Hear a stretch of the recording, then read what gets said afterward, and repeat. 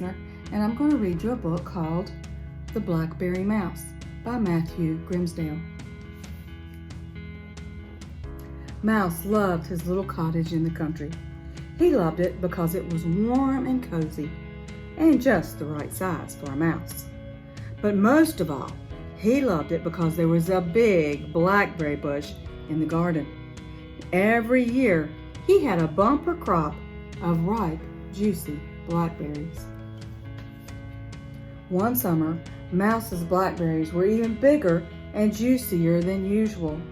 He began picking right away, and he was already hot and bothered when Sparrow came by.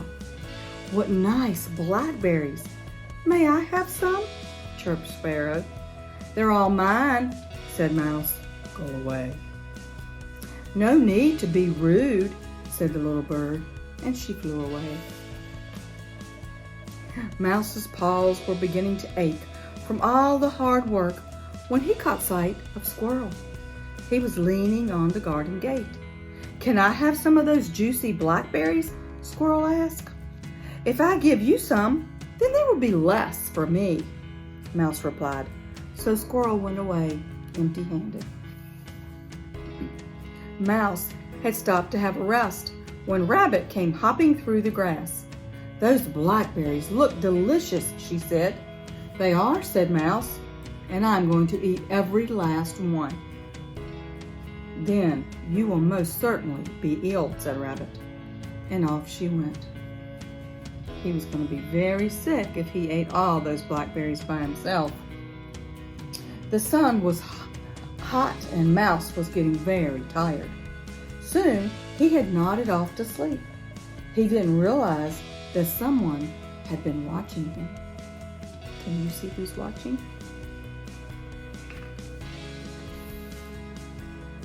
It was Mr. Fox. When he saw that Mouse was asleep, he sneaked over Mouse's gate and crept closer and closer until he could pick up Mouse's basket. He was just creeping away when snap, he trod on a twig. Mouse woke up with a start. "Hey, those are my blackberries," he squeaked. "You're far too small to stop me from taking them," laughed Mr. Fox. "They will make a fine dish for my tea tonight." "Help!" squeaked Mouse, but no one answered. "After all," thought Mouse to himself, "why should the woodland creatures help me save my blackberries when I wouldn't share them with anyone?"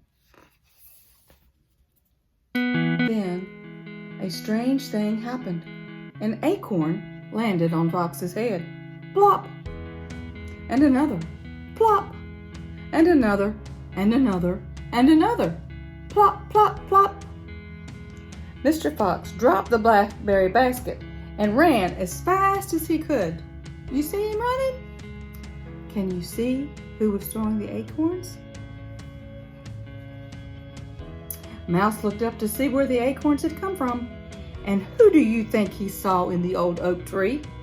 It was Squirrel and Sparrow, and Rabbit was there too, at the gate. "We couldn't let Mr. Fox steal your blackberries," said Squirrel. "Even if you didn't want to share them," added Sparrow. Mouse felt very ashamed, and then he had an idea. That afternoon, Mouse invited everyone to a blackberry feast.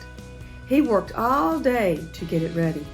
There was blackberry juice to drink, blackberry jelly, blackberry jello, blackberry crumble, and lots of little blackberry tarts. The other animals said how delicious it all was. "Perhaps," said Mouse, "blackberries are nicer if you share them. After all, I think most things are better when shared. Don't you?"